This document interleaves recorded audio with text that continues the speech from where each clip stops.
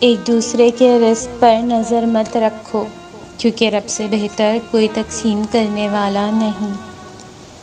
جس کا پیار مرتے دم تک نہیں بدلتا، اسے ماں کہتے ہیں۔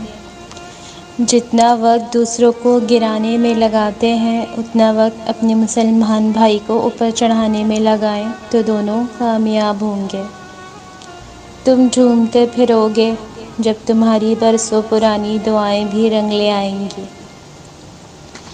تہجد ہمارے پاس سنہری موقع ہے، بخشش کا، اللہ سے توبہ و استغفار کا، نفس پر فتح کا، رب سے لمبی گفتگو کا، اپنی ندامتوں کو آنسو کے ذریعے بہانے کا، نیکیوں پر جم جانے کا، گناہوں کے اندھیروں سے نکلنے کا، غم اور ڈپریشن سے باہر آنے کا، اللہ کی محبت پانے کا۔ کن کا تہجد پڑھا کریں۔ مقدر کی تقسیم اس وقت بدل جایا کرتی ہے جب ٹوٹے دل بارگاہ الہی میں سجدہ ریز ہو جایا کرتے ہیں۔ ہاتھ میں موبائل اور مکمل آزادی ہونے کے باوجود بھی اگر تم اس وقت میں سوشل میڈیا پر خود کی نمائش نہیں کرتی تو تم یقین مانو اللہ چاہتا ہے تمہارا ایمان خسارے میں نہ جائے۔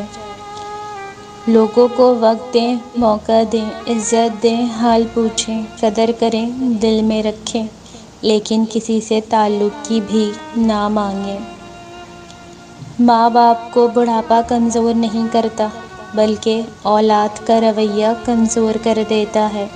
ان دونوں ہستیوں کی قدر کریں، کیونکہ دنیا سے ایک بار والدین رخصت ہو جائیں تو دنیا کے سب رنگ پھیکے لگتے ہیں اور ہر خوشی ادھوری لگتی ہے۔